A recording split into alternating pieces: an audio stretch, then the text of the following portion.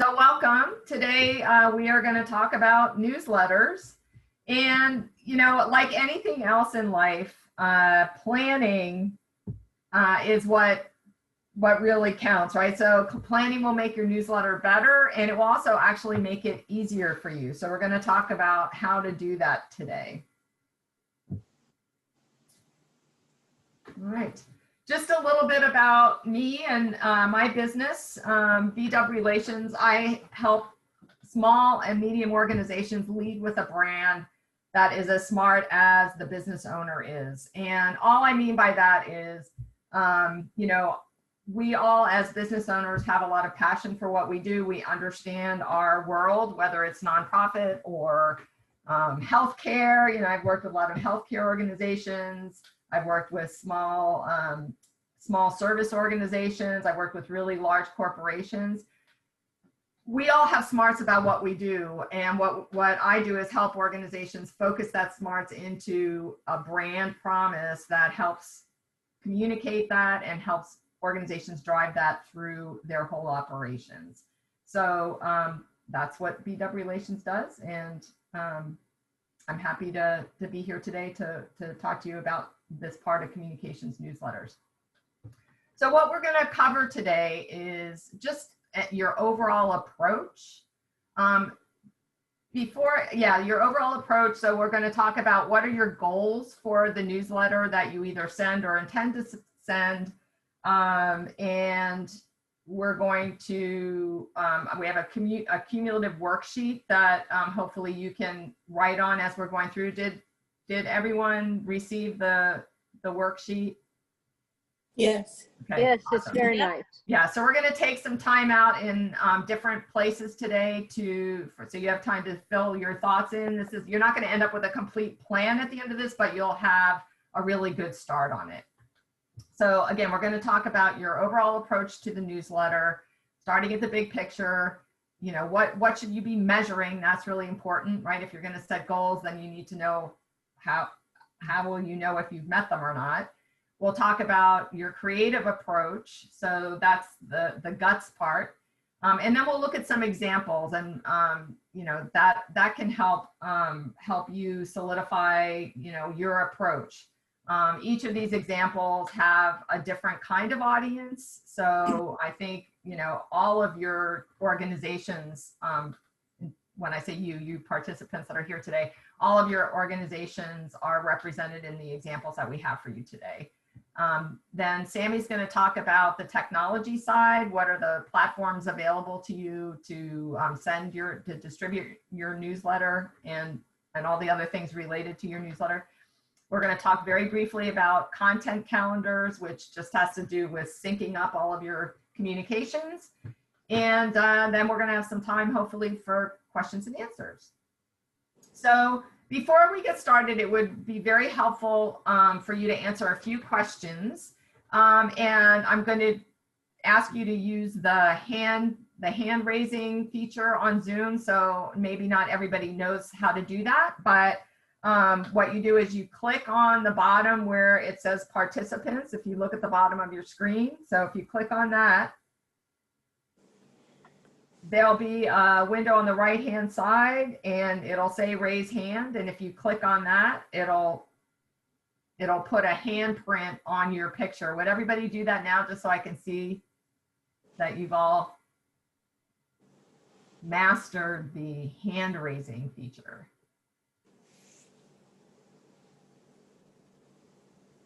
There.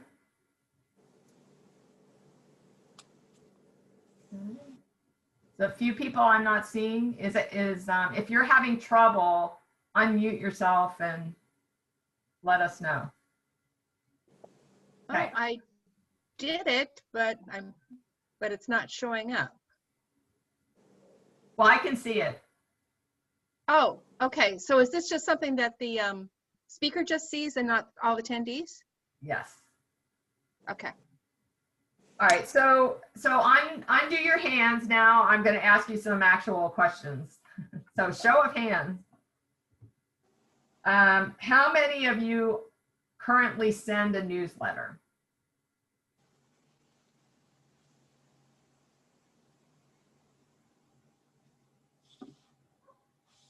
So it looks like about half. Okay.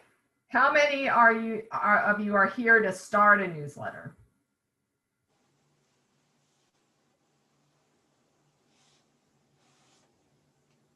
That's good. So it looks like we're about 50-50. Now, out of who here actually is the one responsible for creating the newsletter? Like, you're going to be the one figuring out what goes in it, right? Maybe writing at least some of the content, if not all of it. Okay, so that's most of you. And then how many of you are managing the newsletter, but not necessarily the one doing most of the work? So just a couple of you. Okay. Or maybe nobody. So there you go.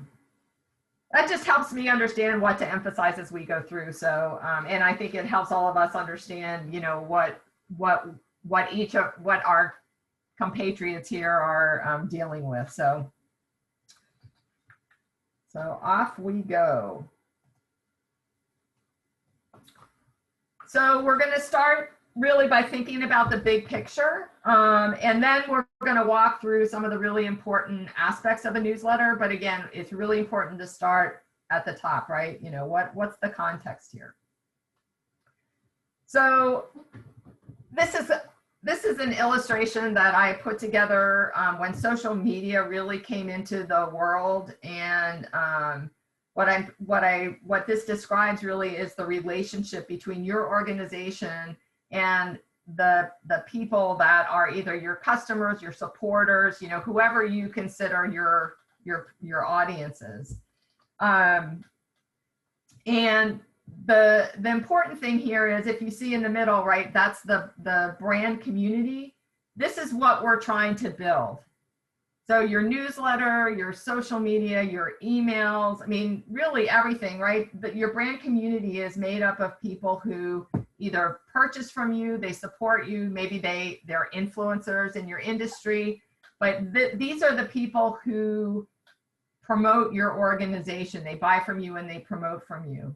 And the way you build brand community is to start with a strong brand promise. So the brand promise really is at the heart of your organization. And when I say heart, I really mean heart. It's the promise that you keep with customers, with your other constituents, that the thing that they can always count on you to do. It's the role that you play in their lives. So a good example of this is, you know, everybody knows the Walt Disney Company, right? Disneyland, Disney World, all that. I mean, their brand promise is around creating experiences that are magical. I mean, that's a really simple brand promise, but when you think about it, you know, how they live up to that in so many different ways, even though it's a simple statement, it's very directional in terms of how they build their parks, how they make movies, you know, how they teach employees how to treat people when they're on cruise ships, all of that stuff. So your brand promise really is a very core statement about your reason for being and the value that you deliver to your customers. It's also, so that's on your side, right? You have a brand promise, whether you know what all the words are or not, right? There's something at the heart of your organization that you're driving through all of your operations, all of your training, how you teach your employees how to behave, and then all of the touch points that you have with customers, newsletters being one of them. And again, your goal, right? You're trying to influence this brand community and get them to be stronger supporters, loyal supporters. On the customer side, you know, brand for them, it's whatever it is they believe about you. So if the Disney organization didn't deliver very well on their promise to create magical experiences, people wouldn't go to their parks, nobody would go to their movies. You know, I mean, it's just, if you don't do what you say you're going to do, you lose people's interest pretty quickly. On the other hand, if you do what you say you're going to do over and over and over again consistently in everything you do, then that's what builds both awareness and loyalty. And on the individual side, on the customer side, right, we're, as consumers, we each have our own identities, and we look for a reflection of what we believe in and what we support, what we value in the companies that we support, whether that be a nonprofit or a for-profit organization. You know, more and more companies are embracing social causes or things that are important to their customers in order to demonstrate that they're in alignment with their customers' values. So, you know, your brand is what you do, and it's also what people believe about you. And then the third and most critical point here is that your brand is manageable.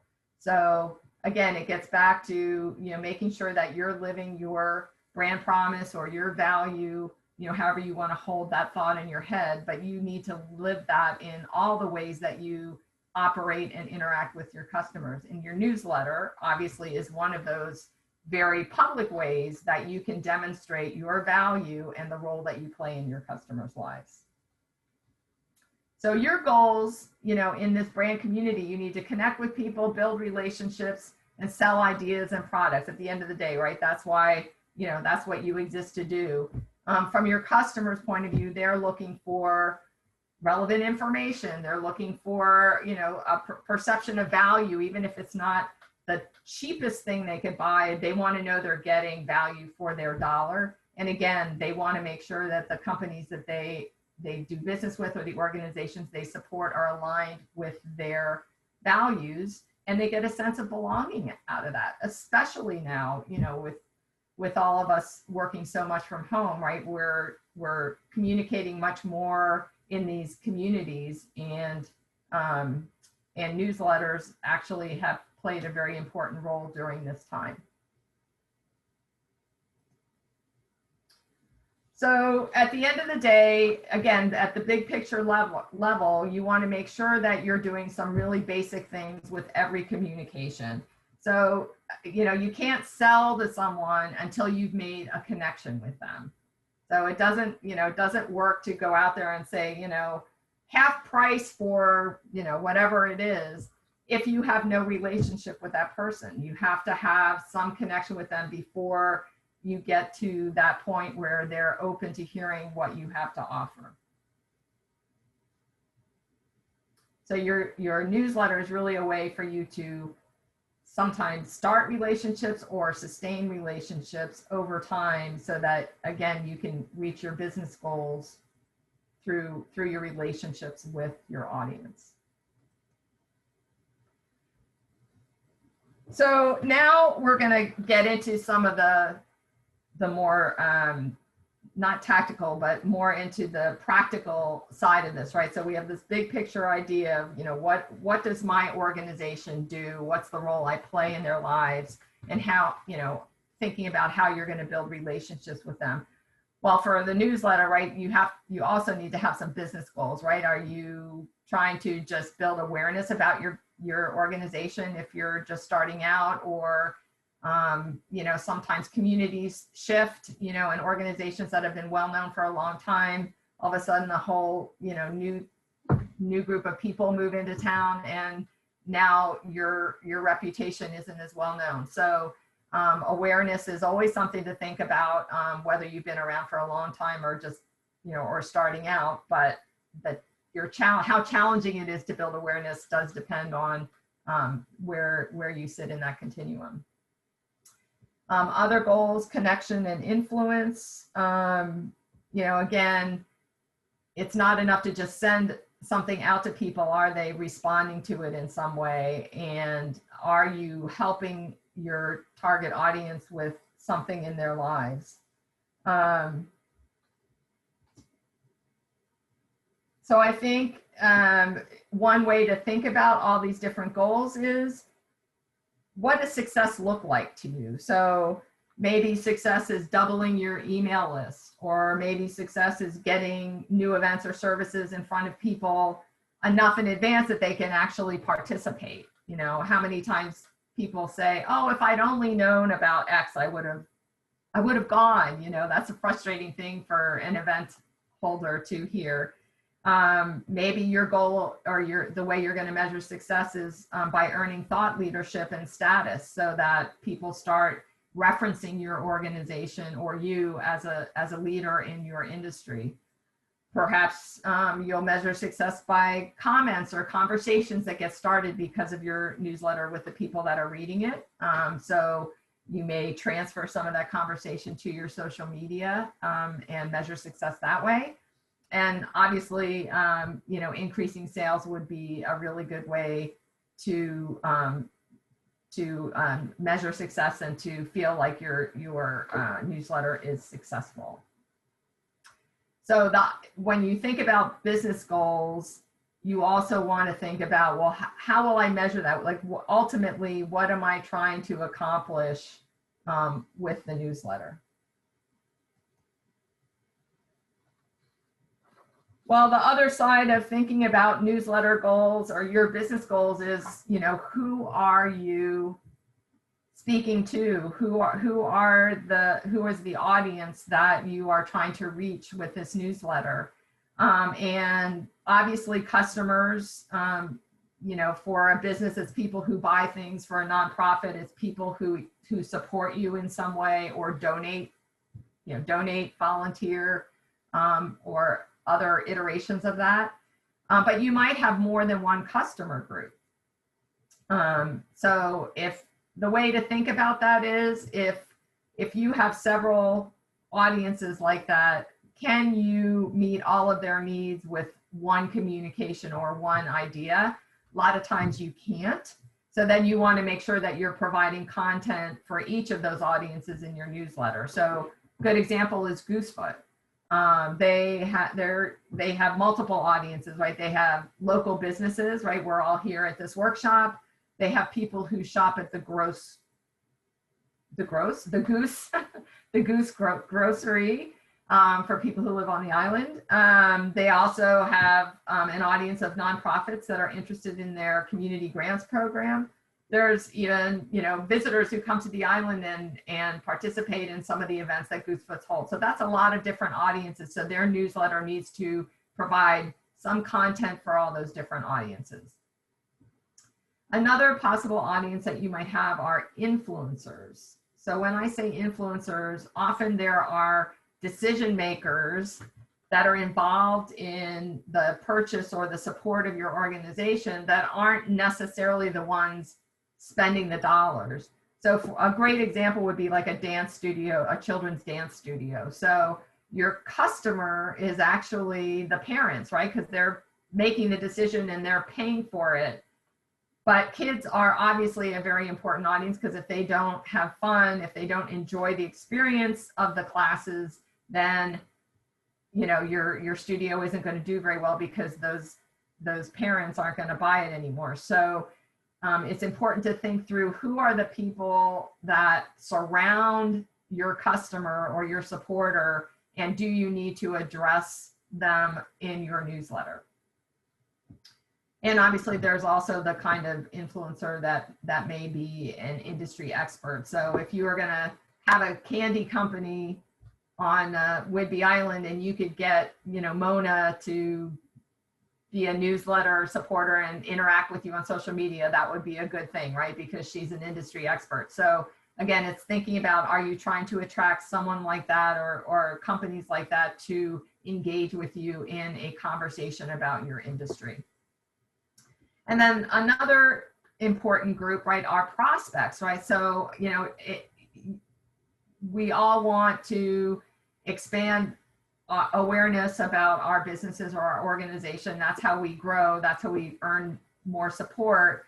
So how might you engage prospects in your newsletter? So do you have a list of people that have shown some interest? Maybe they've stopped at your booth at a local event or shown interest in some other way. So, do you have a way of reaching out to those folks? And maybe you want to reach out to people who have not expressed any interest in people by email lists, for example. So again, thinking about for yourself, for your organization, which audiences are you trying to engage with your newsletter and how are you going to do it?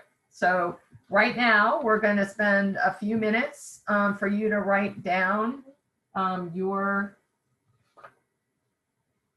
top 2 to 3 goals So I'm going to show you the newsletter.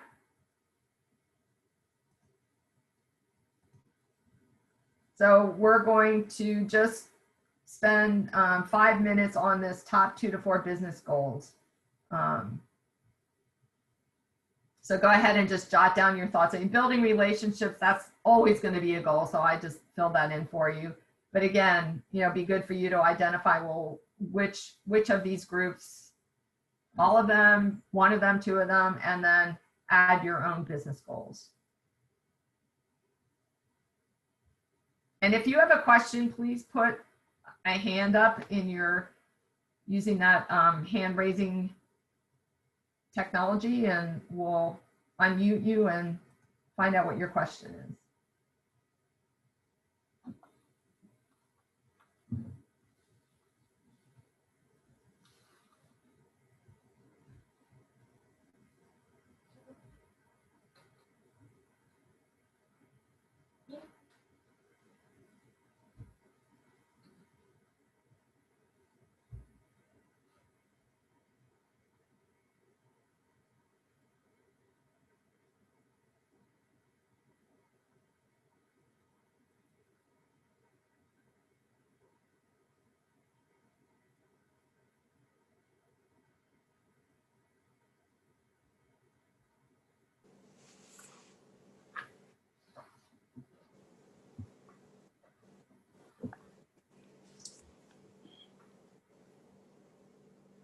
We have a couple more minutes.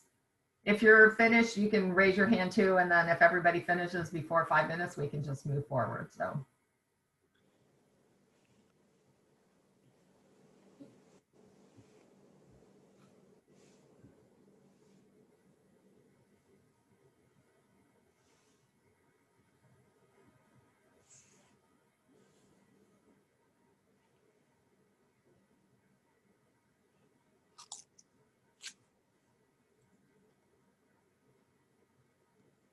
Beth, could I ask a question? It's Teresa. Absolutely. Hi.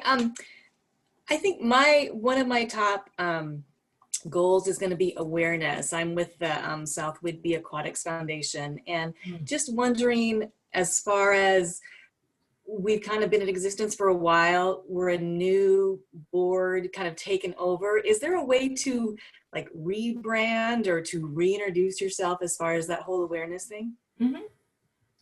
Yeah, I mean, I think, and newsletters are really, is there an existing newsletter? There hasn't been for a while. So yeah, so I think you use that, you know, you're coming back to the newsletter, you can refresh the look and feel of it, you know, however much effort you want to put into that and that you can sustain, right? But, and sort of roll it out as a, you know, we're reconnecting, you know, whatever the message is that you want to say, but that's actually a very nice way to, you know, let people know that there's maybe some new energy behind your effort, you know, and it's very positive. So it's not, you know, it's not counter to anything. It's just putting out there that you are, you know, that you're refreshing your presence. Okay, thank you. All right, we getting close, folks?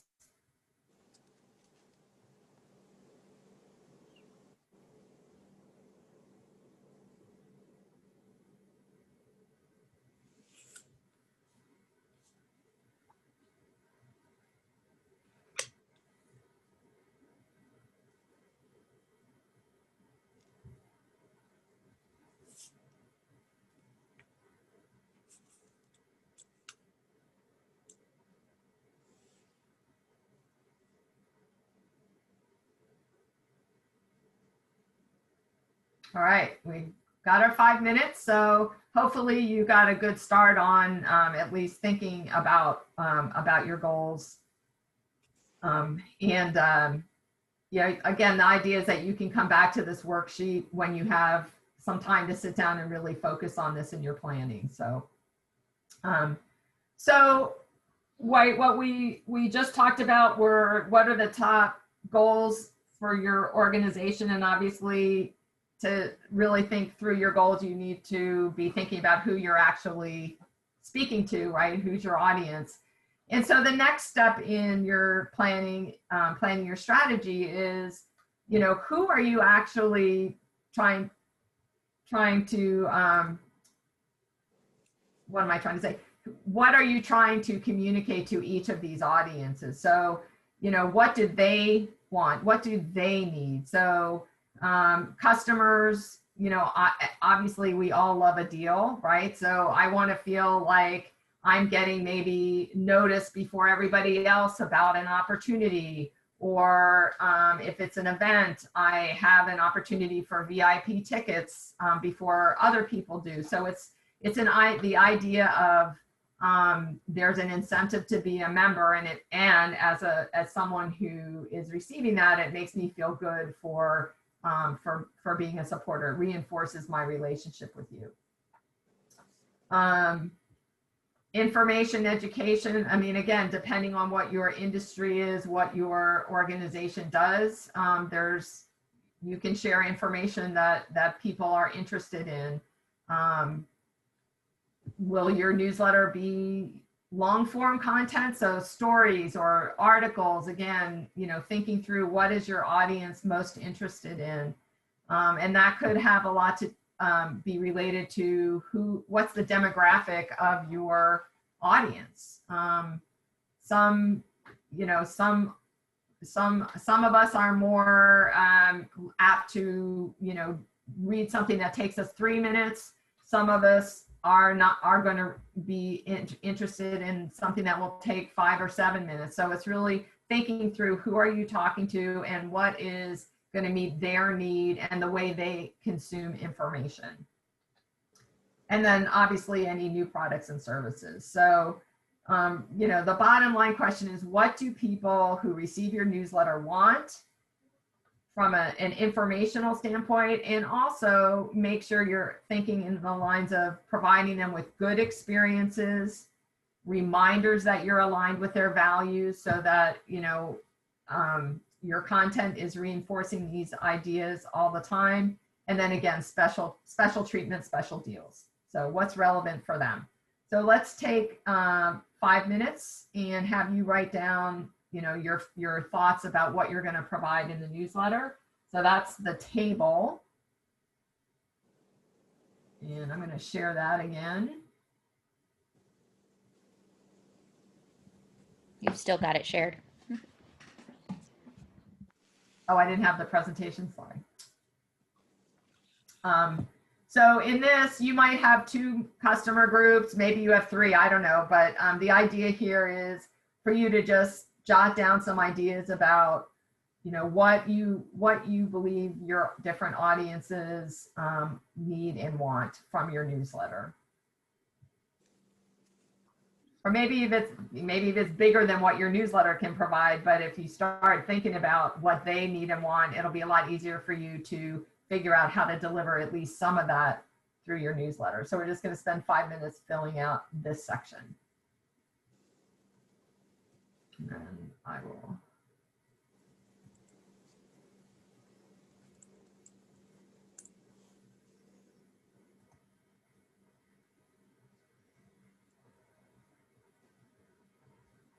Share with you the presentation that I was only sharing with myself.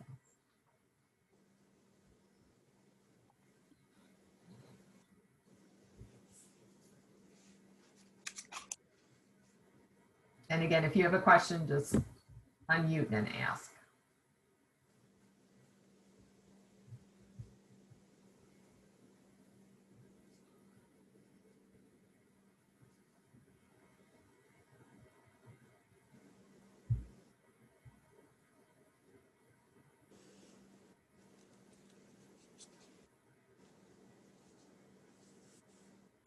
I have a question, Beth. Sure. Just, I guess I'm struggling a little bit with the audience needs and wants. Just, I've been doing a newsletter for 7 years, and I don't think I've ever gone out and asked people. I mean, I think I have kind of a decent idea, but do you ever encourage like doing focus groups or having a look at how what you're currently doing is performing? Like I can see the opens and the click-throughs, I've got those stats, but I just wondered, maybe I'm missing the mark. How would I know if there is something more I could be offering?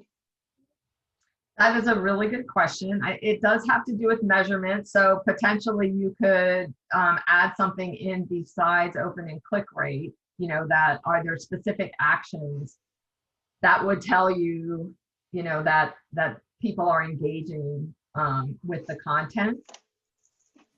So that is one way. Certainly if you have the bandwidth to, you could do a quick survey, short of a focus group. You could do a quick, like literally 5 questions, what do you like best about our newsletter? What information would you like, or what would you like to see in future? Just keep it simple, but give them opportunity, give some open-ended questions where people can really give you their input.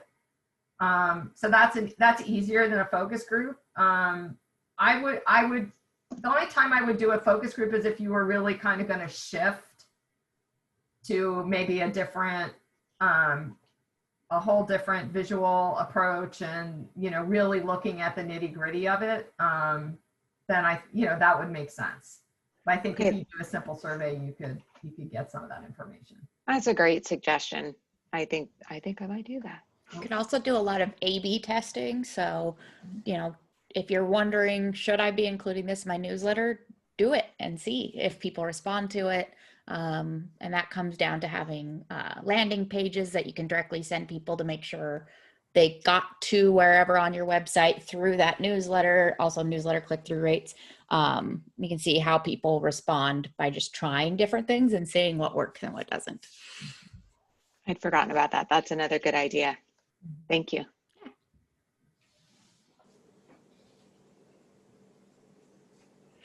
I'm also a really big fan of paying attention to what I like in other people's newsletters and taking it for myself.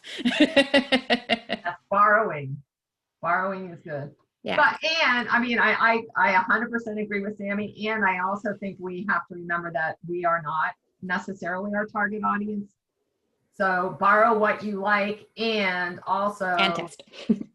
Test it, and make sure that you're also pleasing other people with other tastes, if they are part of your audience, especially if you're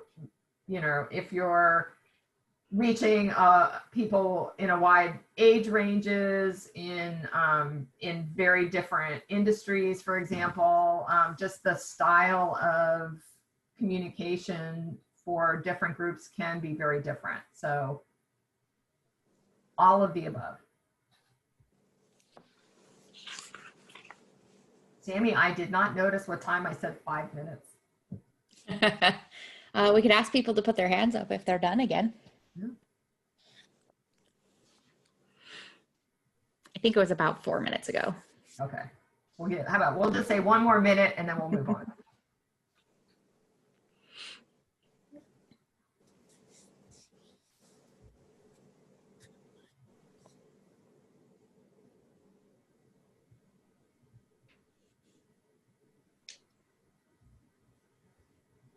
Beth and Sami, this is Sarah from WSU Wastewise, and I'm just curious to know what the data shows on, I'm a tactile person and I want something in my hands, but what does the data show, particularly as you're looking at your different age groups, of a digital newsletter versus an actual printed newsletter? Well, I would say it's the vast majority of people read the digital. Mm-hmm. That being said, we are seeing a little bit of a resurgence in print because there's so much digital. So again, I think that's knowing your own audience, your particular audience, and certainly organizations that send a written newsletter usually provide their audience with the opportunity to tell them which they prefer. Because what you don't, print can be very expensive, and you don't want to send out 1,000 newsletters when you're really only addressing 100 people who are ever going to read that print newsletter. On the other hand, you don't want to exclude those 100 people. So in that case, I think you're really best off just offering the choice, but making sure that you have the resources to support the consequences once you give people the choice. Yeah, I was going to say that I don't know if there's been a lot of studies about, digital versus print directly, because most of the time it comes down to what your organization can afford. I can afford to send out an email every single week. I can't afford to print up and mail out. We have 1,200, 1,400 people. No, I think we have 1,700 people in Goosefoot's email list. I can email all of those people as much as I want. I cannot afford to buy that many stamps or pay that big of a mailing license and print that many pieces of paper. Yeah. So, I mean, again, if you're doing a quarterly newsletter and you have, again, I would definitely start with what is possible for your organization and then go from there.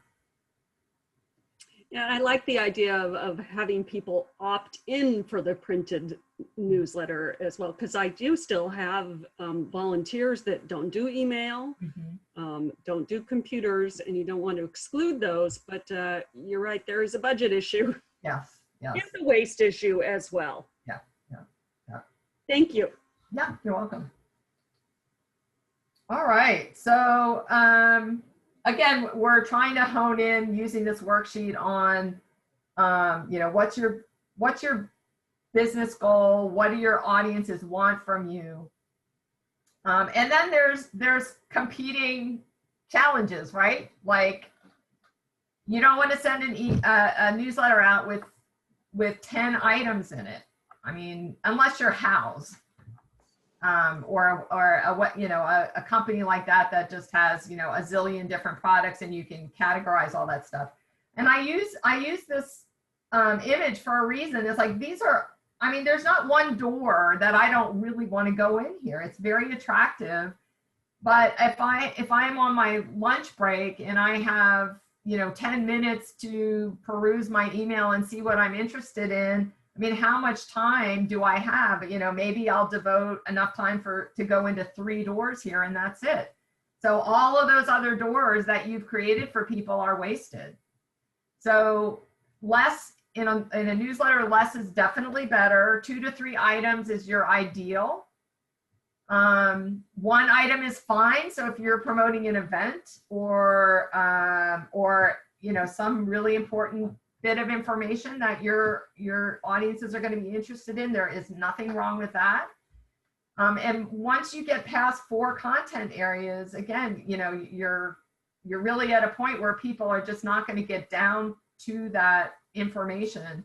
I had a client several years ago that, man, their newsletter was just so packed of valuable information. Their audience were mostly elementary school teachers. And these newsletters were beautiful and full of information, but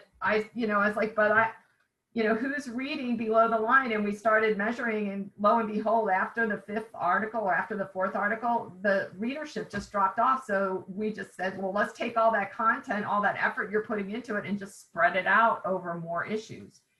So, it's an attention thing for your audience, but it's also an acknowledgement of how much time do any of us have. So it forces you to make some decisions about what's really important, what's most important to your audience at any given time.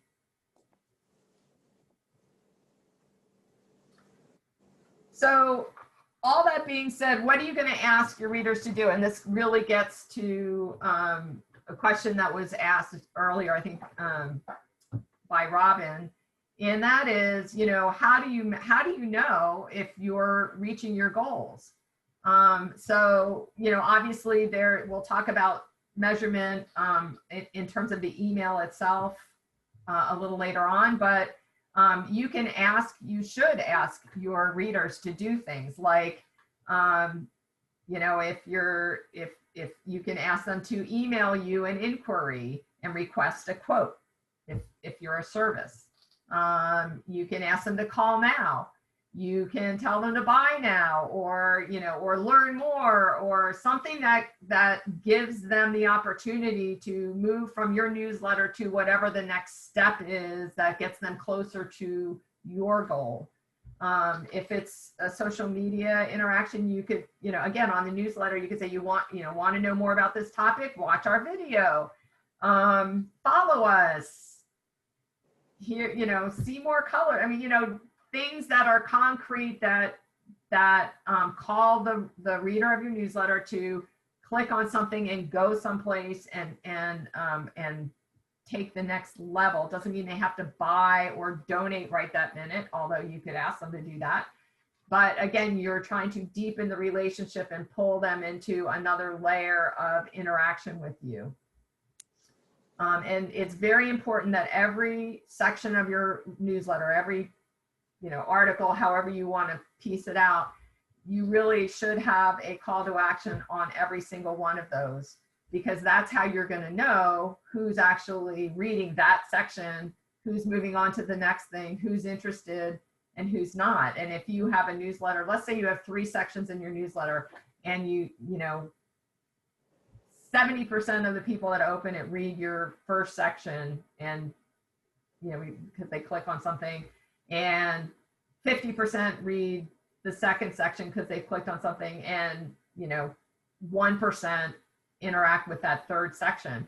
So that's information for you to say, either the topic that you're choosing for that section, like, you know, if it has a name, maybe that's not the right topic, or maybe it wasn't the right deal if you were offering a deal. So it's all information for you to understand, again, what is your reader experiencing, what are they interested in, but it's also a way of deepening that relationship with the reader so that they have an opportunity to go to the next level of information or buying or whatever it is, if they choose to do that. So we're going to go back to the worksheet.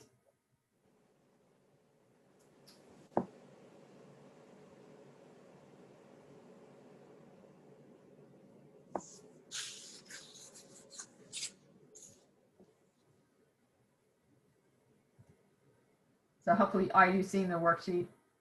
Yeah, okay. I've let my little green frame has gone away for some reason. That shows me what's being shared. Yeah, so we're just in this bottom section here, call to action. What do you want your newsletter recipients to do? Just check the ones that apply, and then write in anything that that's not on this list.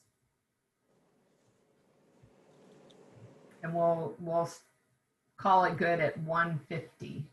150.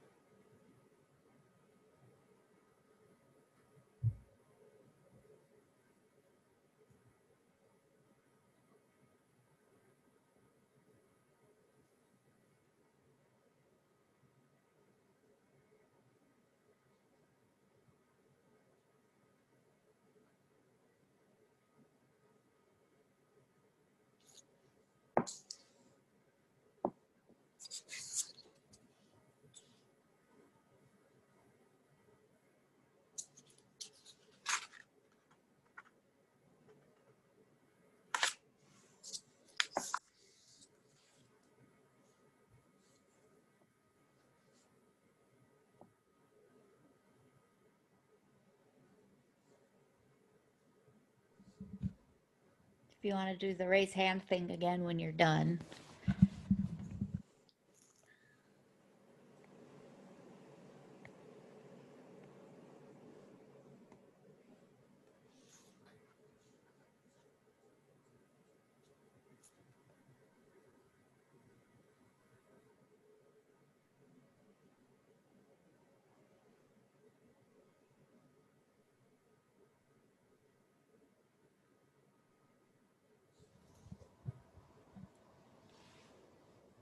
Looks like the majority of folks are done. One more minute here.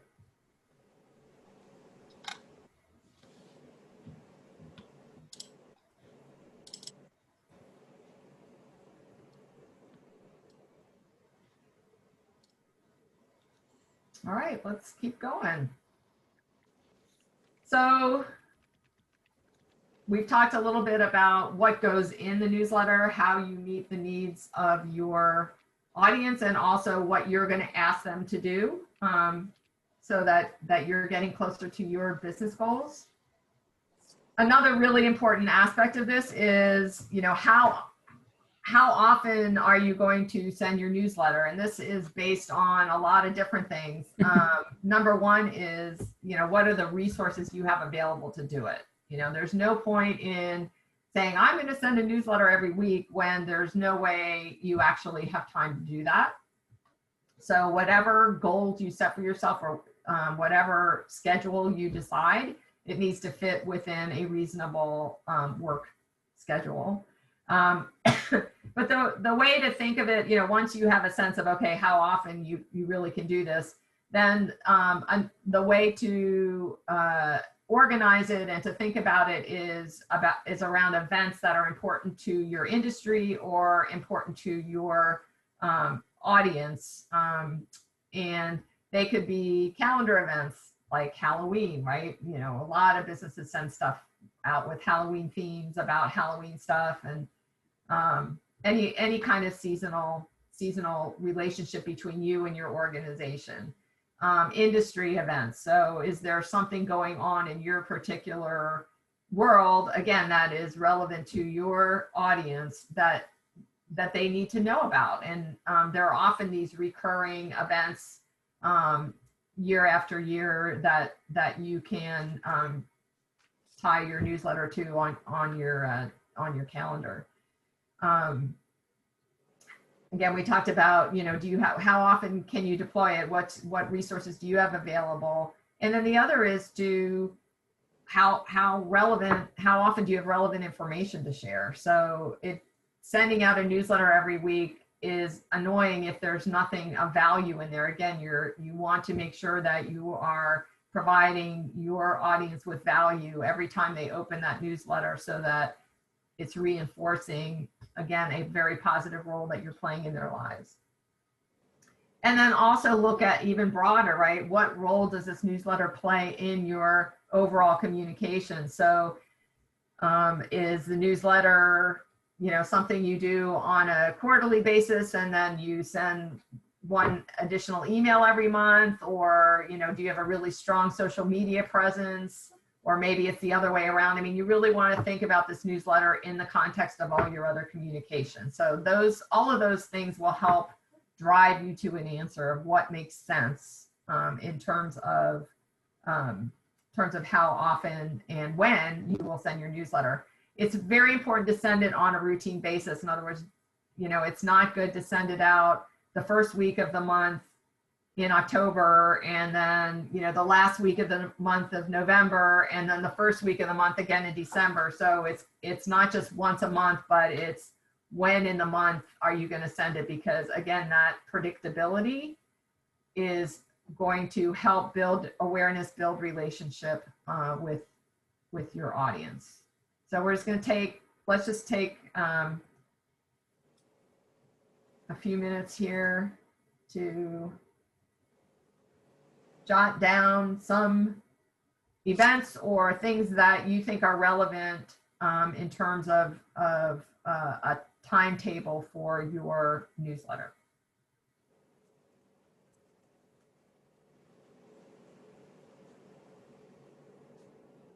And again, if you have any questions, just unmute yourself and ask away.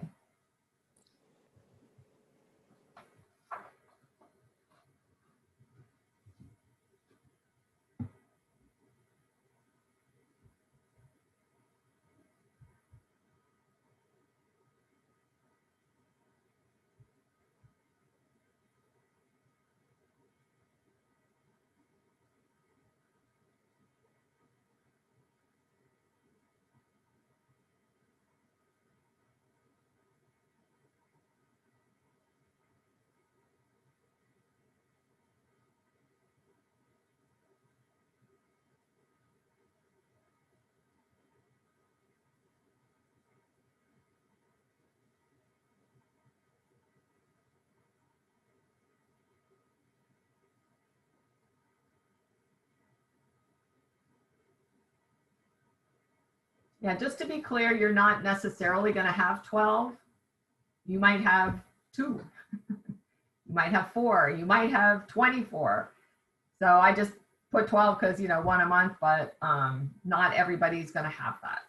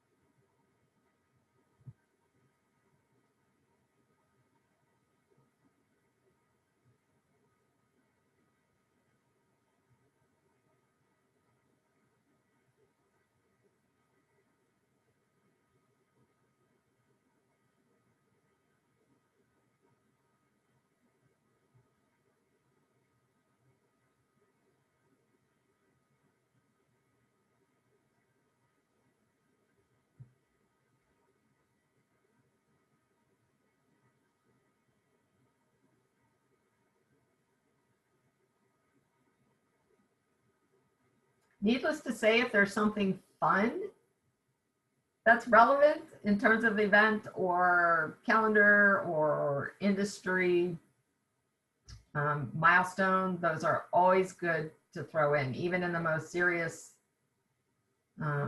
organizations, most serious product services. You know, a little fun thrown in is always welcome.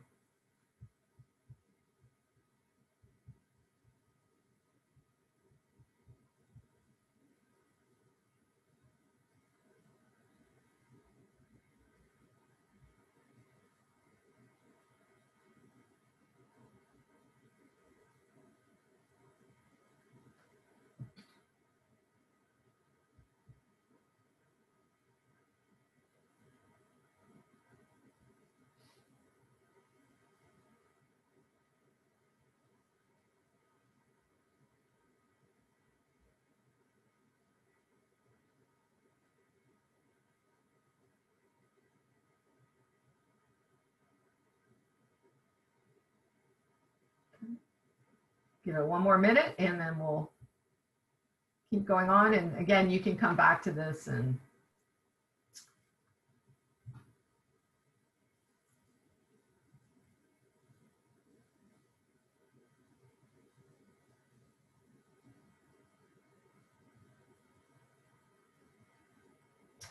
okay.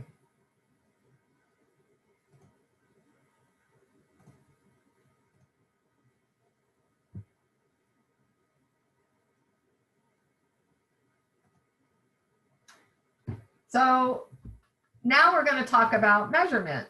And this gets to, it's very important to understand how effective your newsletter is, right? That's what we set goals so that we can reach them, and we identify things that we believe are valuable to our customers and supporters because we want to make sure that we're building relationships with them. And the only way we can tell if we're successful in those things is if we measure things.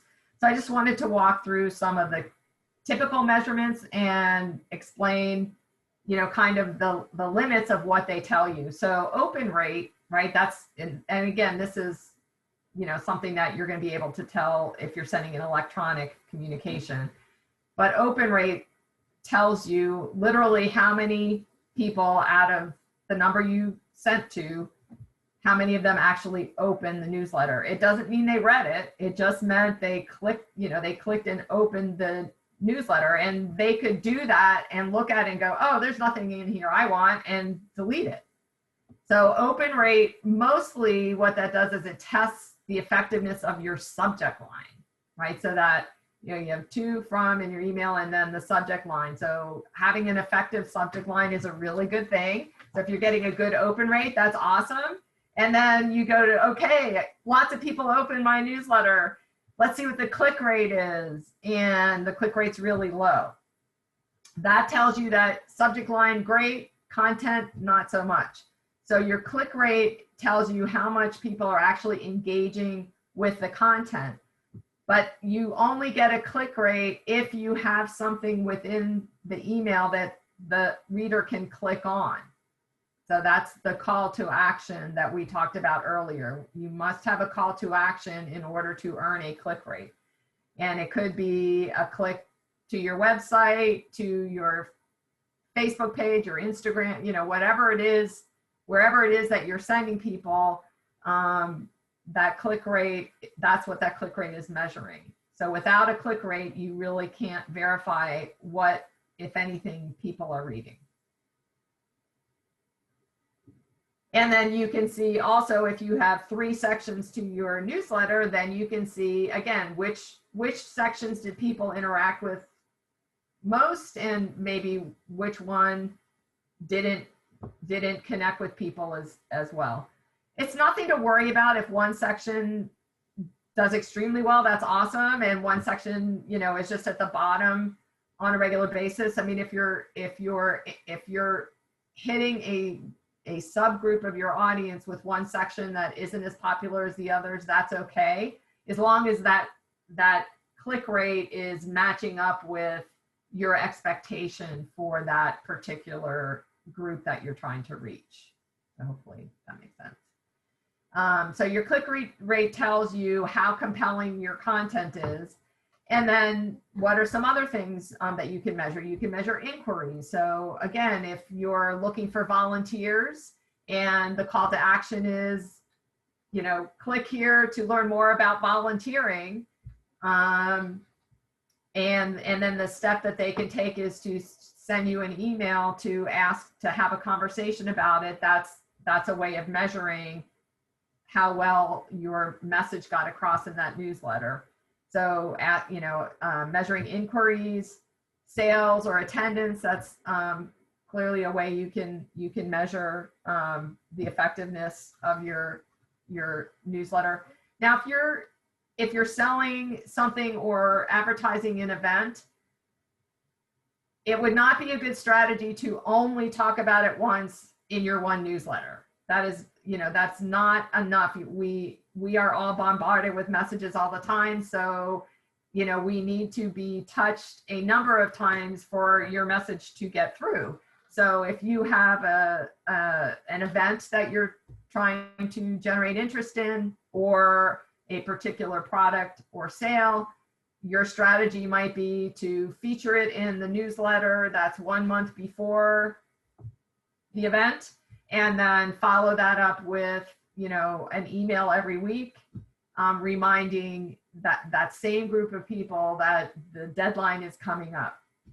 So tying your sales directly to your newsletter it's just not, it's not a one-to-one relationship.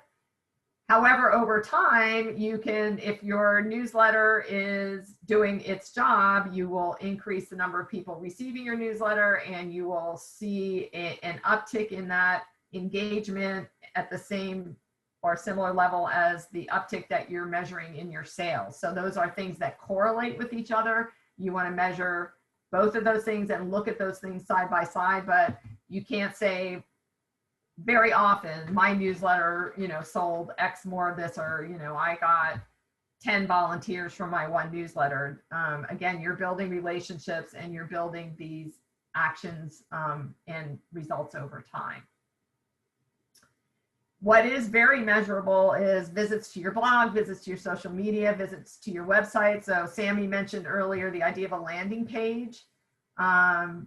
Just to make sure everybody knows what that is, on our websites, it is highly advisable if you're doing some kind of special event or campaign to create a page on your website that is only reachable through your newsletter or whatever your campaign communications are. You send people to that page, and that page really focuses on all the things that that visitor needs to know about that product or event, or whatever it is that you're promoting. And again, if that landing page is going to, that's where you're really going to give the hard ask, right?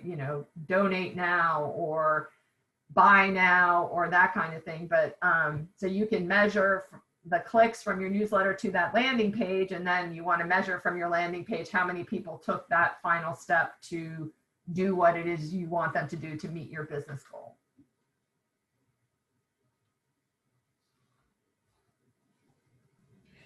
And when you're measuring these, don't beat yourself up too much if your numbers might be a little low. I think industry standards for most newsletters is an open rate of like 20 or 30%. So if you're regularly getting that much, you're not a failure. You're doing just fine. That's pretty standard. Yeah. It looks like Lynn has her hand up. Yeah, I just, this may be a topic or a subject for another workshop, but I'm just curious. I don't know how you measure the open rate or the click rate. Does that have to be grounded in your web page, or? Sammy's going to talk a bit about that in the technology side. I will just say that most of the platforms that are used for sending out newsletters, sending out emails, those kinds of things, they give you that information. So Sami can talk a lot more about that. And that's why your regular email account like Gmail or WoodBeTel is not on my list of newsletter platforms, because they don't have those tools. Got it. Okay. Thank you very much. Yeah. Yeah. Good question.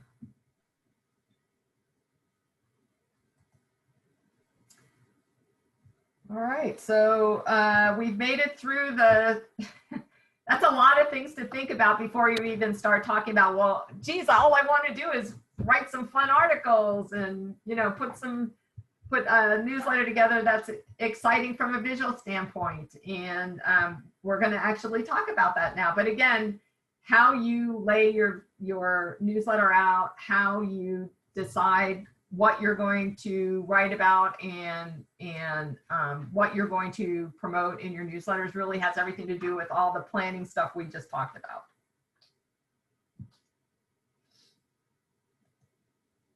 So the first thing to think about, for those of you who are, it seems like we had about half of the folks here are just starting a newsletter, which is awesome. And then I heard at least one person say they may be rebranding their newsletter or refreshing it.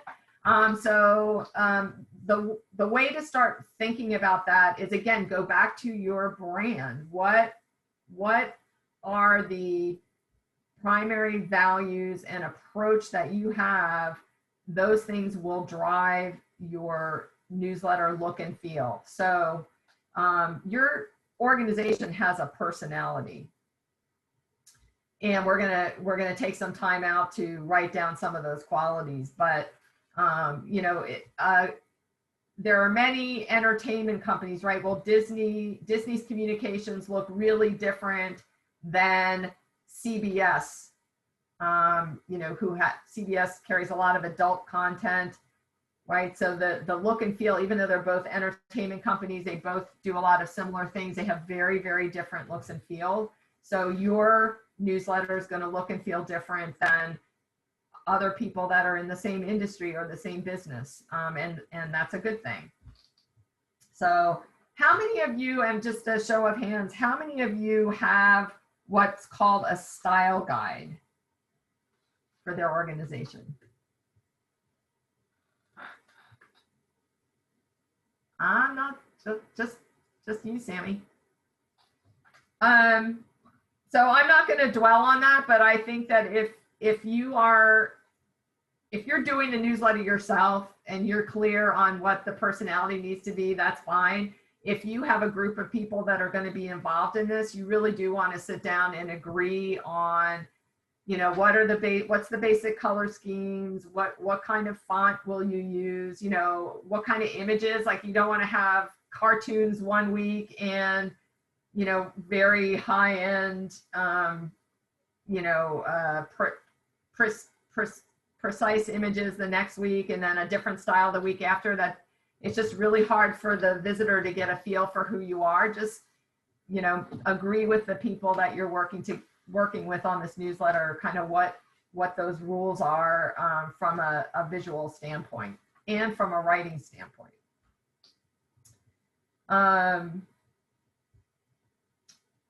I'll talk a little bit more about personality. Another good example talking about personality are healthcare organizations, right? So if you're in healthcare, you have to be authoritative on some level, right? Because nobody's going to come to see the doctor that's just joking all the time, right? I mean, they have to portray some level of expertise and knowledge.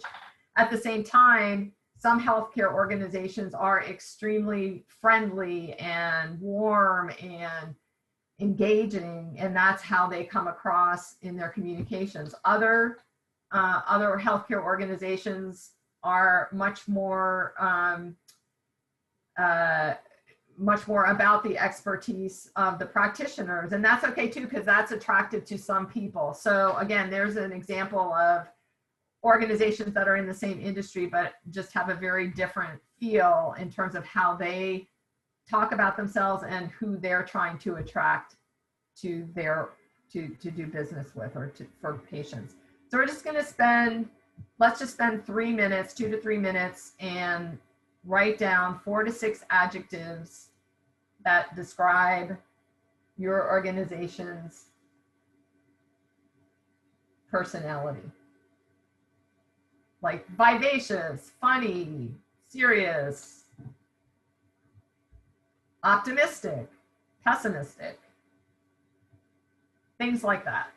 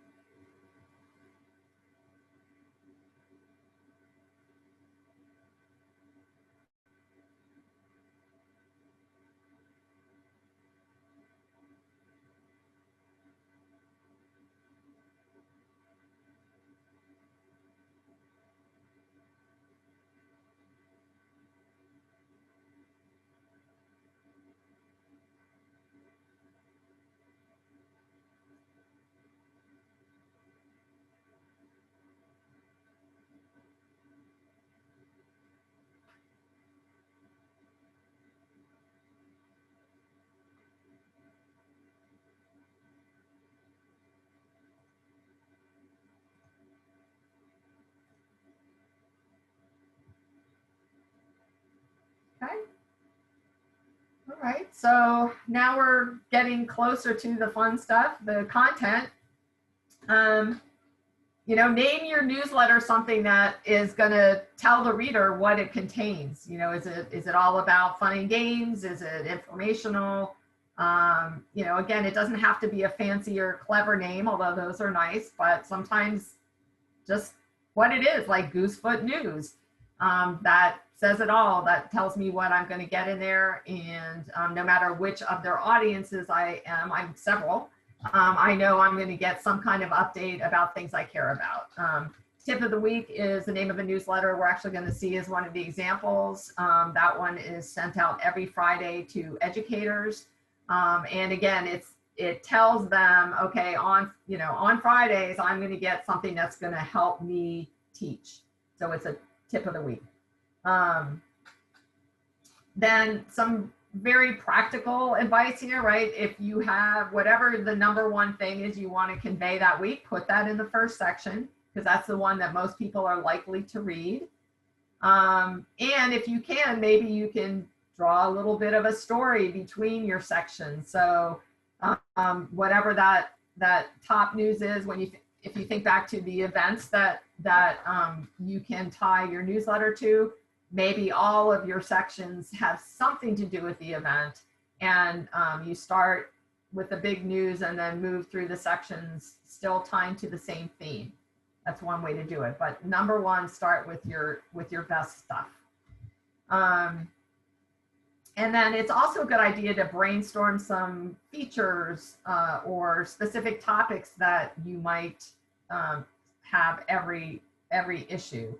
So a good example on Facebook is Throwback Thursdays, right? I mean, I'll go a couple weeks and I never see anything, and then all of a sudden, millions of people are posting Throwback Thursday stuff. So it's something that people enjoy, and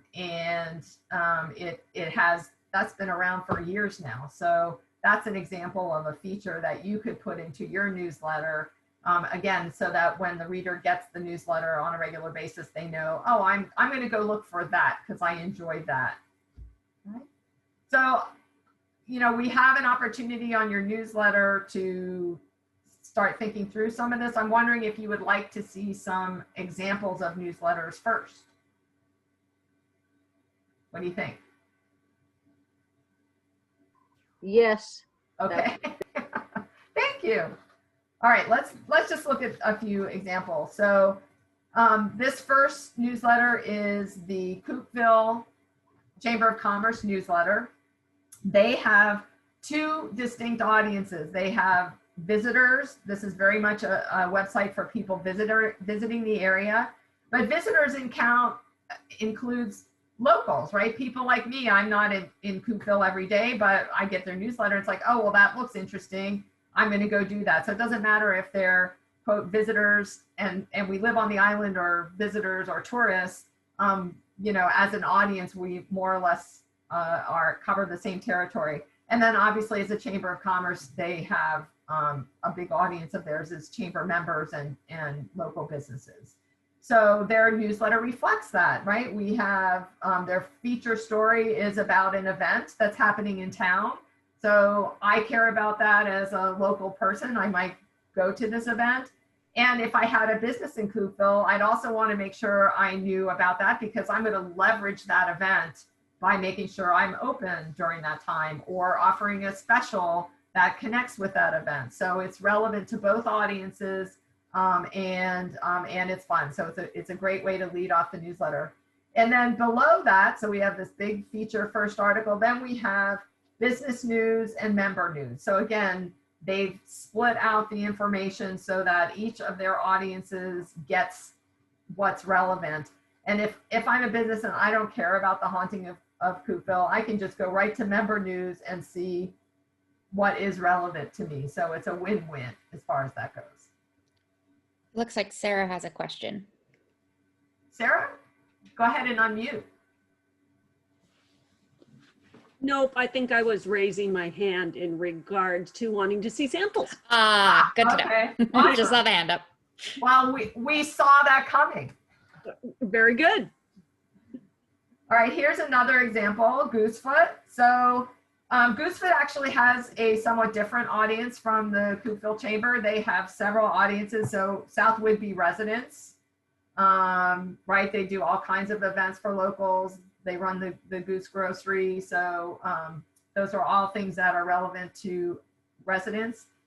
There's a strong visitor audience because they have art and other what's the word? Sami, what's the word? Activity? Is that events? I don't know. The displays up in the Bayview Center. Oh, yeah, you guys know what I'm talking about. yeah. Those The things. gallery shows. Gallery shows, thank you. Yeah, and then obviously South Whidbey businesses, because we're all here for this workshop, and even South Whidbey nonprofits, because this is one place where you can get information about their community funds. So again, different audiences. So their newsletter acknowledges that. So first we have something that's going to be generally interesting to everyone. It's a new business in Bayview Corner, but that's also interesting to other businesses because it means that more traffic is going to be coming into the area. So it's a smart lead-in article. It's good for everybody to know this information. Then again, to the general community, they're talking about how much charity has been earned through the Goose through the generosity of shoppers. Then right to, okay, and here's the business workshop. So again, each of these things are relevant to its audience. If I'm not a business, I don't care about this.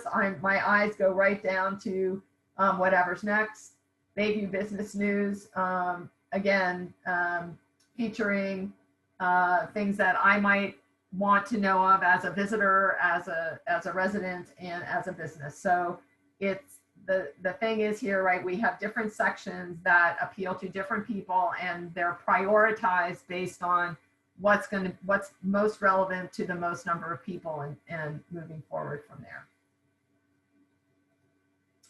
Now let's talk about a product. So Fjall Robin is an outdoor outfitting company.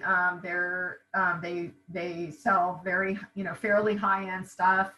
And their newsletter is organized in a way where sometimes they have actually a feature story. So you can see this is Nature is Waiting number 17. So it's actual story about somebody or a group of people wearing the Fjall Robin gear that are taking part in this adventure. And then the story leads you to some of the thick clothing and gear that the people that are doing the outdoor adventure, they're actually using this equipment. And if you want to, you can find out more about each of these products.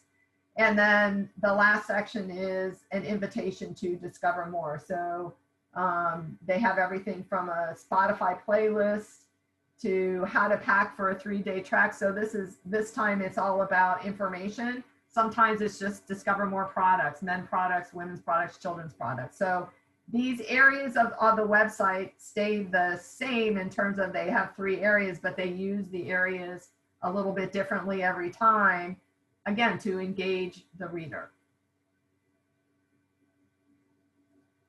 And then the last example is the Daily Cafe, which is an education company. And their brand is about accelerating student learning by supporting teachers. And they support teachers with specific methodologies on how to teach literature. And then they have subscription websites so that teachers can, using these methods, can get materials.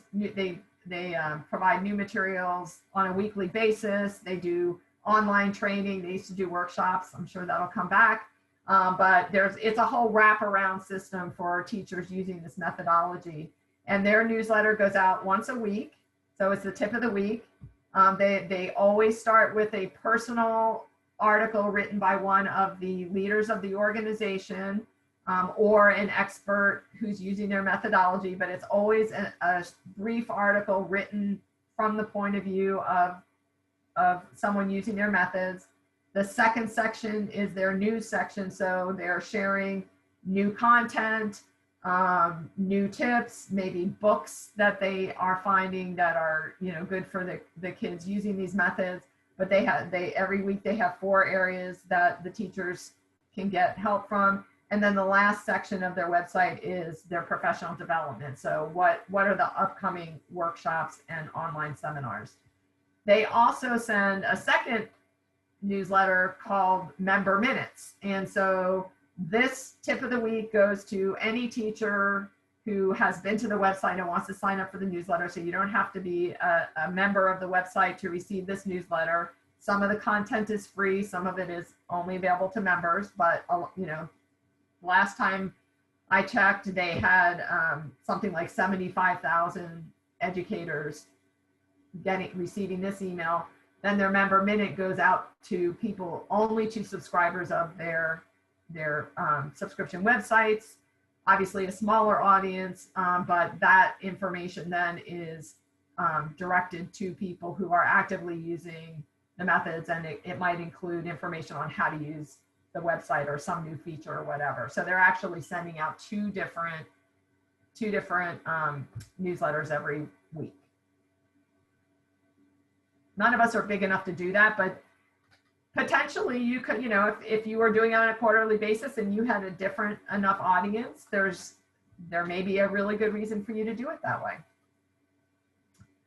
So any questions about those examples before you work on your worksheet for a few minutes?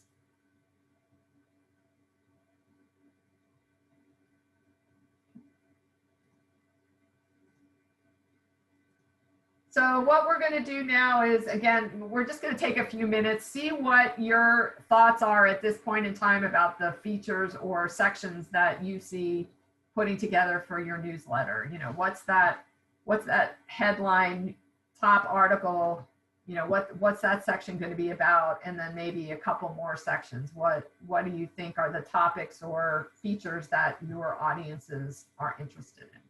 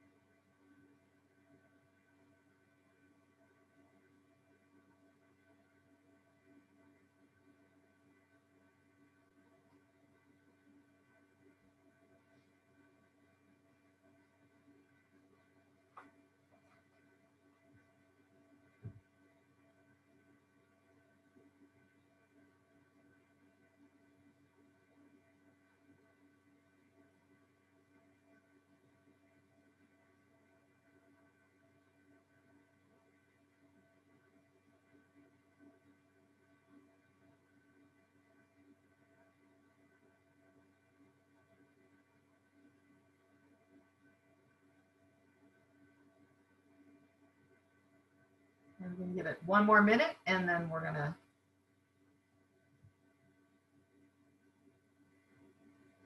keep on moving on.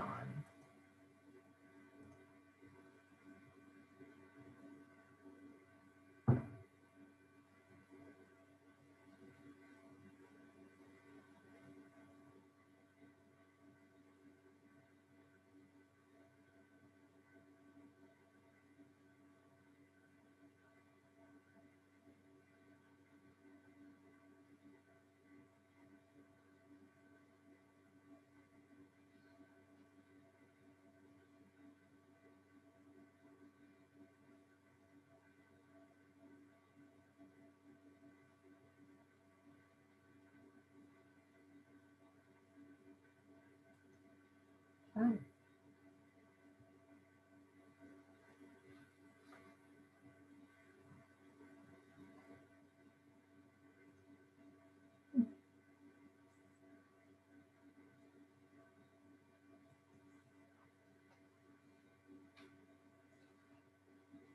All right, so just a few tips to wrap up, you know, kind of reiterate some of the things that I've talked about earlier.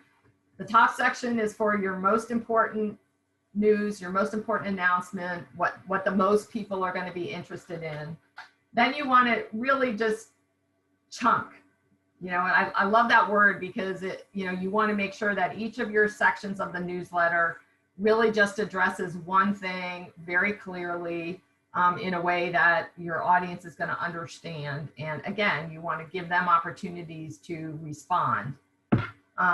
Make sure that every audience that reads your newsletter has something in the newsletter that's relevant to them. The consistency is very, very important. Consistency about what it looks like, the tone of the writing, the quality of the images, when you send it, everything. Consistency is really important if you're going to build relationships over time and get people to interact with you. And again, deploying on a predictable timetable. I mean, for smaller organizations, you know, if you miss a newsletter or, you know, you're a week late or something like that once in a while, it's forgivable.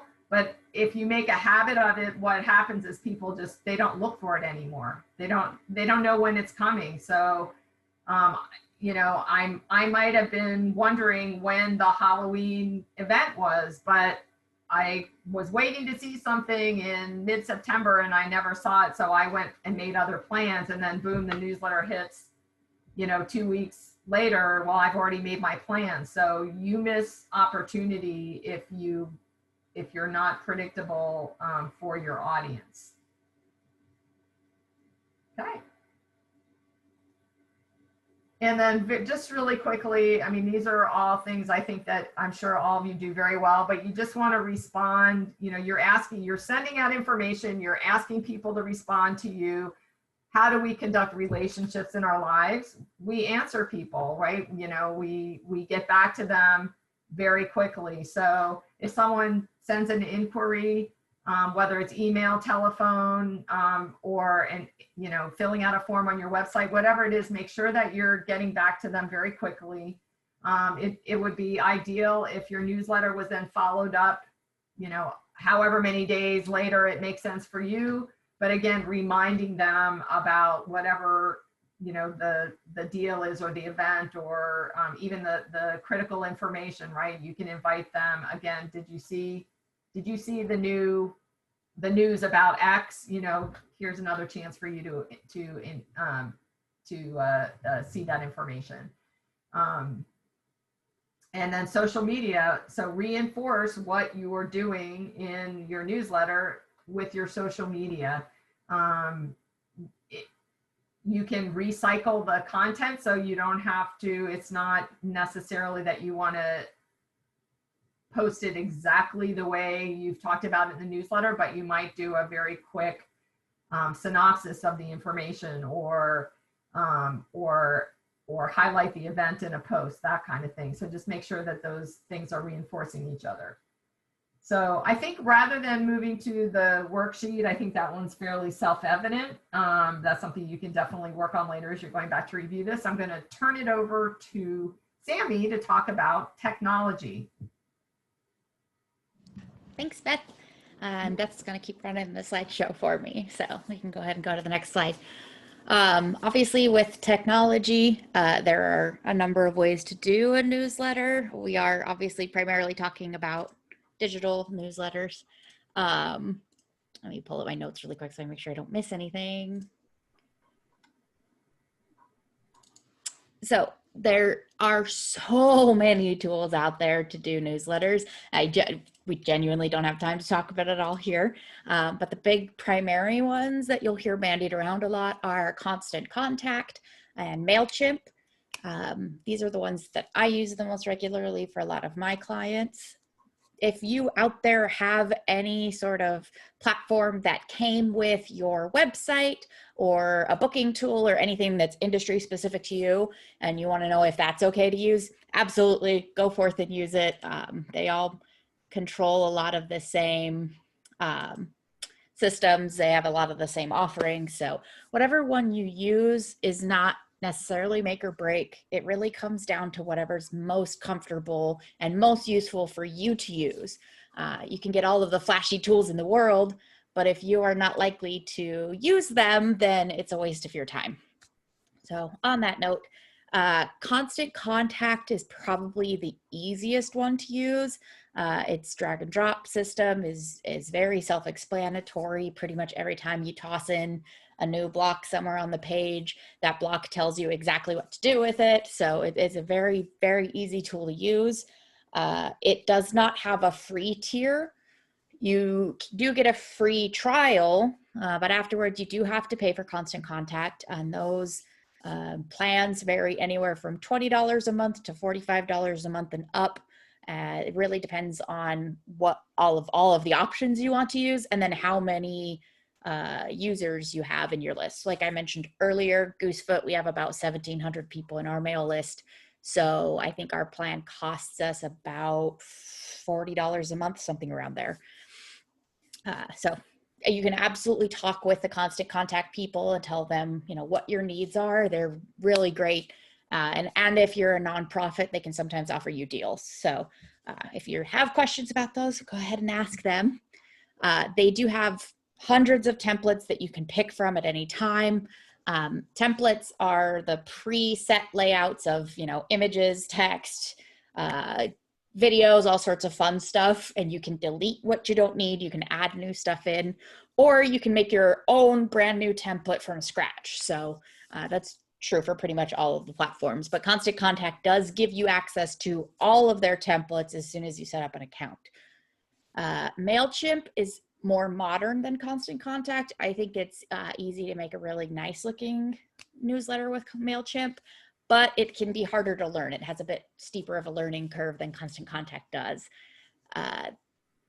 Unlike Constant Contact, MailChimp does have a free option. I believe you can send up to 2,000 contacts, and I think, I might have this wrong, about 1,200 emails a month on the free option. So that's really great if you're wanting to get started somewhere. And then their pricing tiers from there go anywhere from like $10, $15, or $300 a month. So most of the paid tiers are on the cheaper end than Constant Contact. So I guess that's your trade-off. MailChimp is harder to use, but cheaper. Constant Contact is easier to use, but it does cost a tiny bit more. There are also some limits on templates. So they also have a ton of already preset templates that you can just borrow from if you like the look of it. But there are certain templates that are only available to certain paid tiered levels. So that can be one way they kind of drag you into paying for it. Or once again, you could just make your own email based on whatever you want to do if you've got the time to set that up. MailChimp does also have a website builder. So you could build a website on MailChimp. That ties in really well to your newsletter.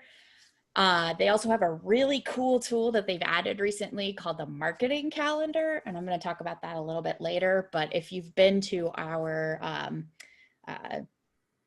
Beth, remind me what the name of that workshop was. Content calendar. Yes, our content calendars workshop. MailChimp has one directly on their site that you can put in what platforms you're going to use, what days, what times, what content you're going to put out. So that's a really cool tool. But again, I want to stress, if there is one you are already comfortable with using, go ahead and stick with that. All of these fancy tools that in the world is no substitute for something you are actually going to comfortably use. So we can go ahead and go. I'm going to move on to the next slide. I just want to add to that Constant Contact, MailChimp, and the industry specific ones, it's about the templates and the design. It's also a place where you actually upload your email lists and Yes. maintain your email lists in the platform. Yes. So both of them that I talked about, but also a lot of the industry specific ones do use what they call a drag and drop builder. So you don't have to know any fancy coding or programming in order to use them. It's genuinely just like a list of different types of content blocks, be it text, be it images, be it colors, lines, all sorts of stuff. They'll have it on a list on the side, and you just grab the block you need and you drag it to where on the page you need it in relation to other stuff.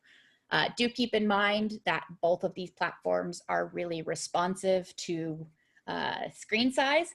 So your newsletter is going to look differently on a computer versus a phone. That's a good thing. It makes it a lot more readable, and it makes it so people will use it more regularly. But if you're really staunch on this has to look this specific way, that might be something you need to let go of. It does adjust to what people's computers or screen size can handle. You can use a lot of these tools to break up a big wall of text. Because I don't know about you guys, but just anytime I open up an email and it's just text, my brain gets tired, I get bored, and I immediately move on because I have a billion other things to do. That's why, as you've seen our slides throughout this presentation, we don't have blocks of text anywhere on it. We have lines, we have images, we have nice white space to break it up and make it easier for you guys to look at for an extended period of time. As Beth was talking about earlier, you have headers for specific sections so that people can go, oh, this doesn't matter to me. I'm going to immediately skip to the thing that does matter to me. So it increases your chances of people reading the stuff that is relevant to them. So go ahead and use those to make your stuff look really nice.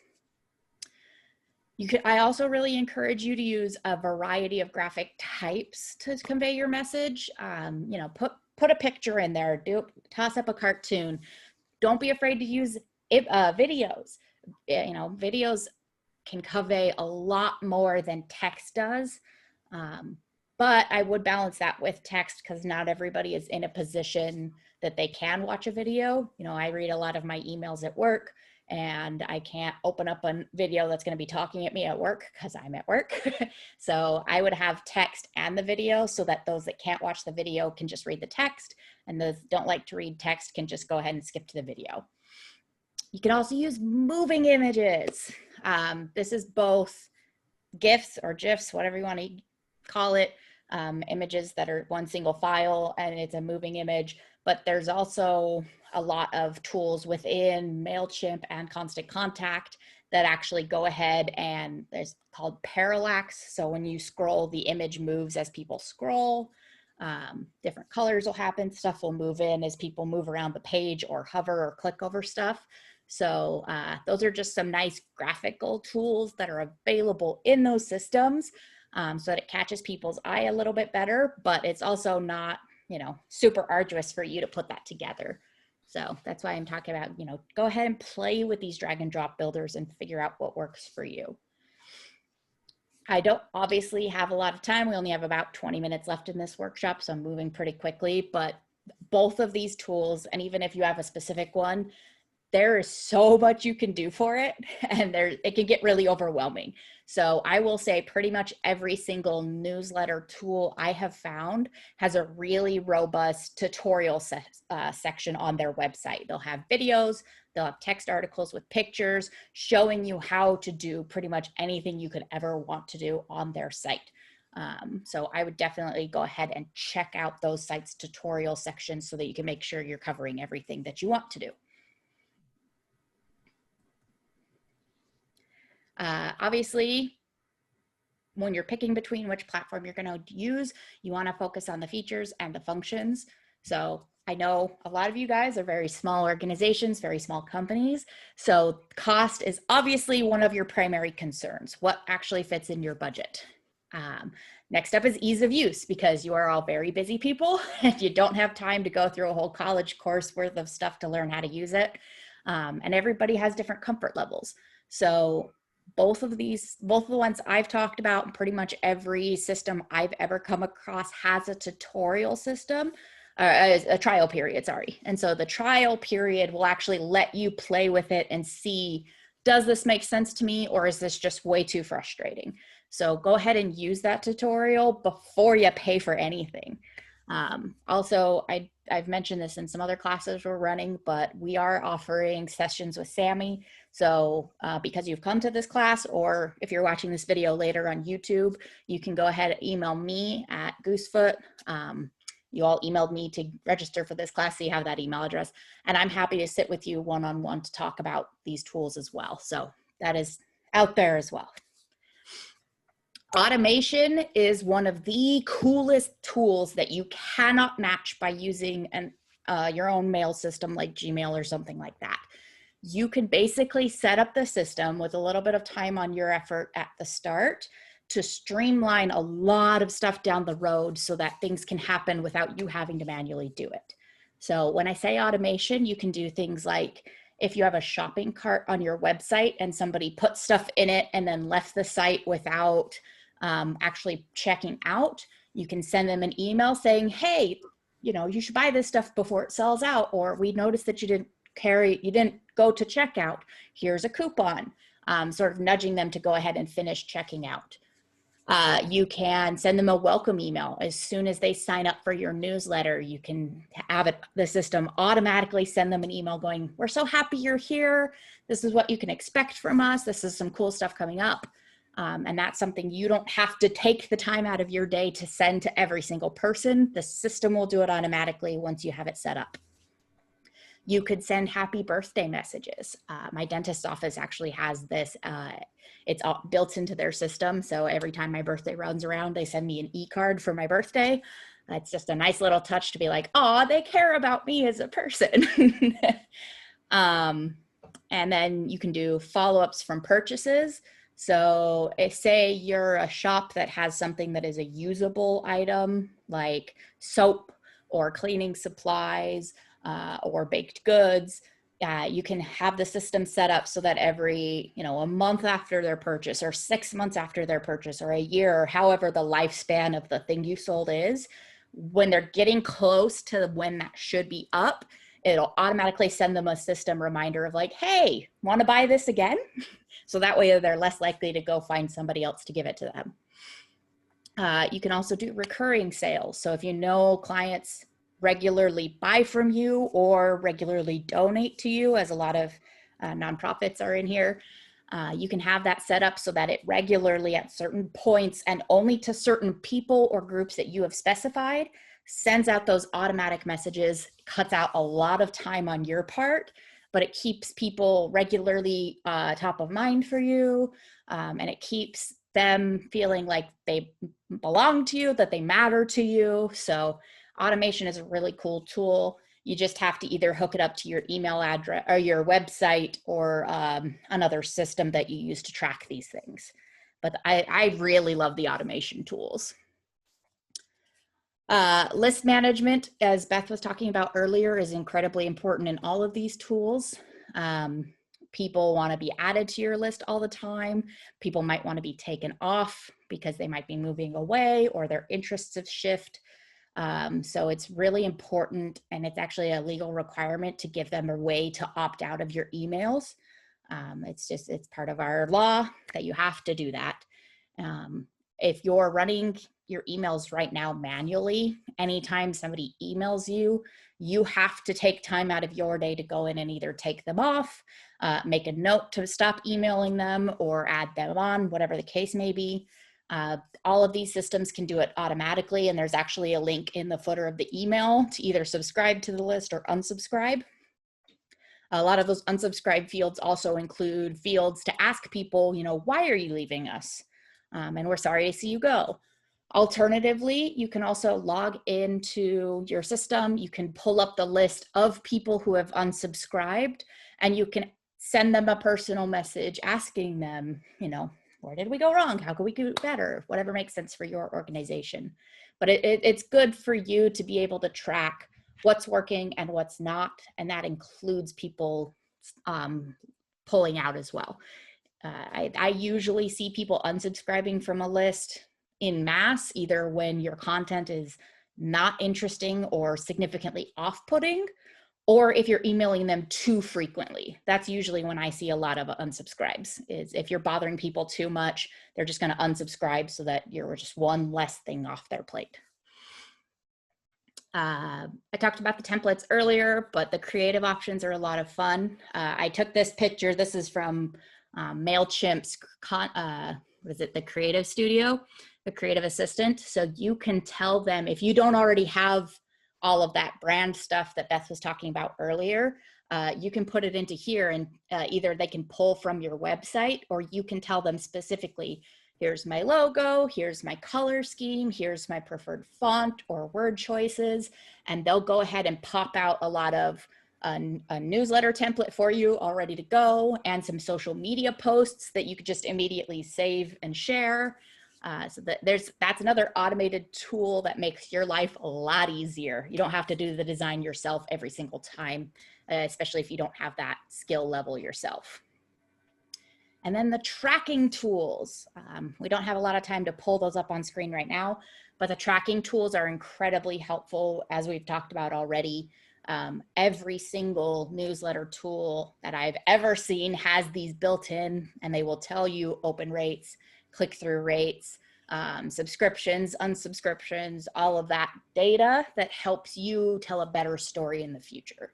So please go ahead and check your tracking regularly.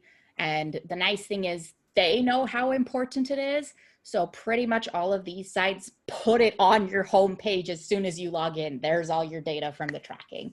And then you can obviously get into specific reports that you can download for later use as well. And they also provide industry standards for your industry. So if you're, whether it's MailChimp or SurveyMonkey, whatever it is, they will, all you have to, it's easy to find. You'll be able to see how your emails stack up to other people in your industry. Which, if you're anything like me, I panic constantly that I'm not doing good enough or anything like that. And those points of like, here's how you compare to the industry. I'm like, okay, I'm fine. It's okay.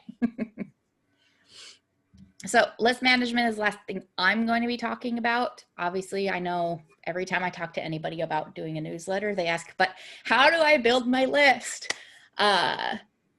Obviously, in the systems, the most basic way, obviously, is just upload the email addresses to the system. If you have them in an Excel file, or you can manually type them in, that sounds terrible to me, but whatever system you have now, you can usually export it and then upload it to whatever system you're moving towards.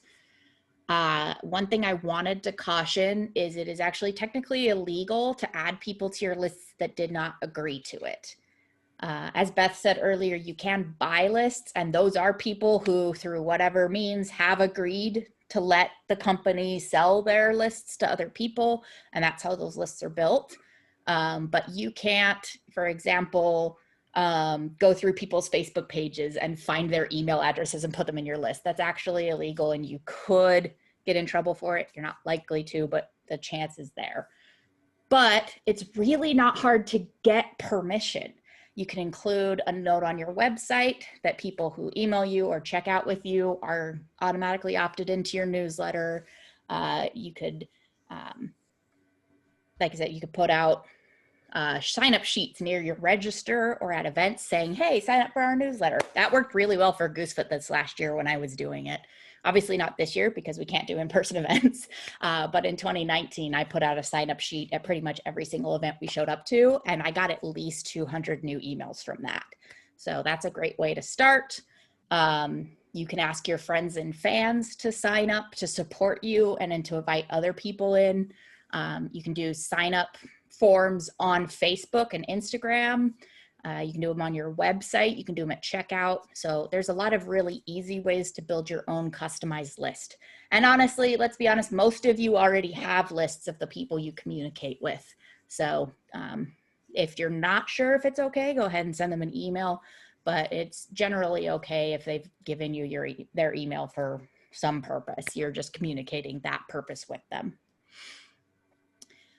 When you're putting up your lists, you can sort people into a number of categories. Pretty much both sites have this. They have categories or tags or lists. They all call them slightly different things, but it's basically just segmenting your email list into usable chunks. That helps with that automation. And it also helps, as Beth was saying earlier, if you choose to send different things to different kinds of people.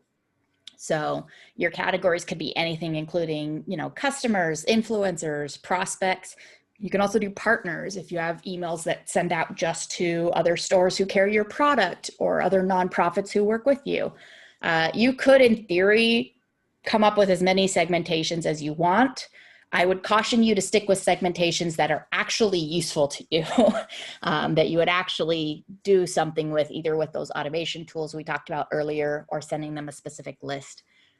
But you can also put people in multiple things. So like Beth said with the Goosefoot email, she's in customers, or visitors, she's in businesses, she's in partners.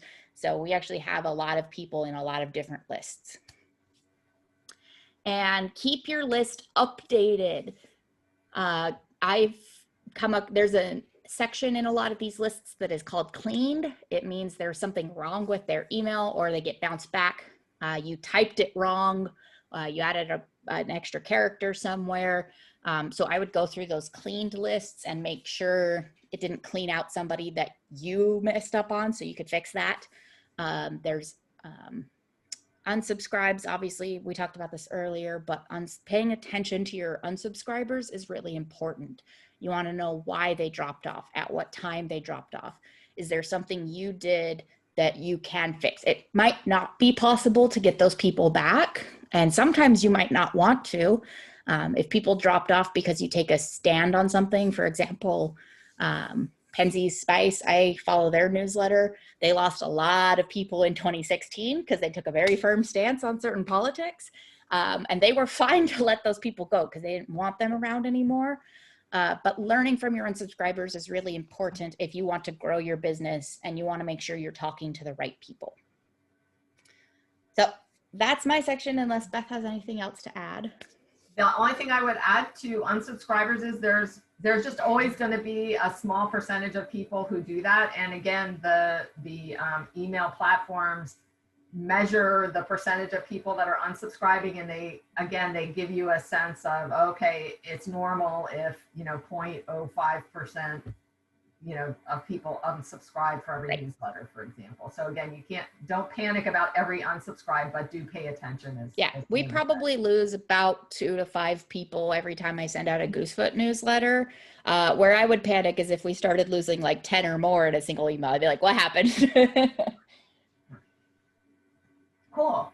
So the very last thing we're going to cover, and if this was meant to be just a mention here, is content calendar. So Sami mentioned it earlier. I mentioned it earlier. There is a workshop that Sami and I did in June, I believe, on content calendars. If this is something that you want to learn more about, I encourage you to watch the video.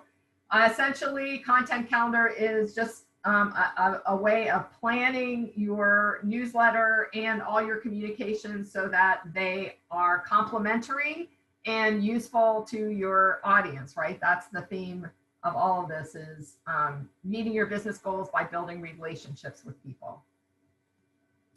So again, sync your newsletter up with the rest of your outreach, emails, events, social media. All of these things need to be relevant to each other and reference each other.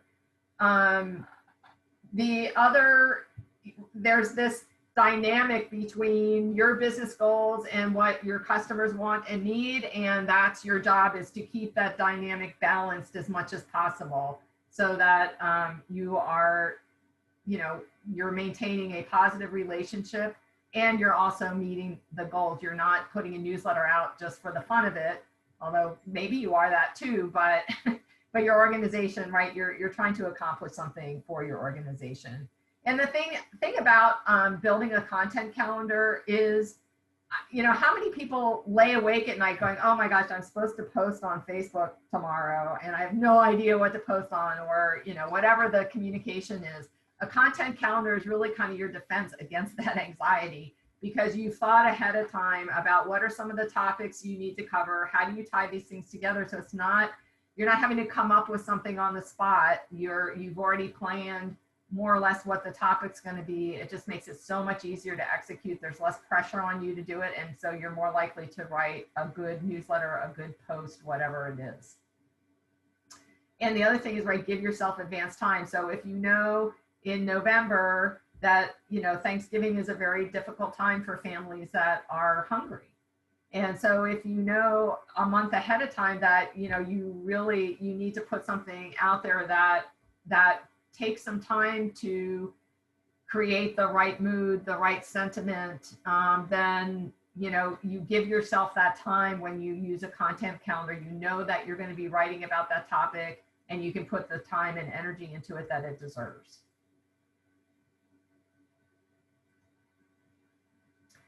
So again, we talked a lot earlier about leading, connecting your reader to other content.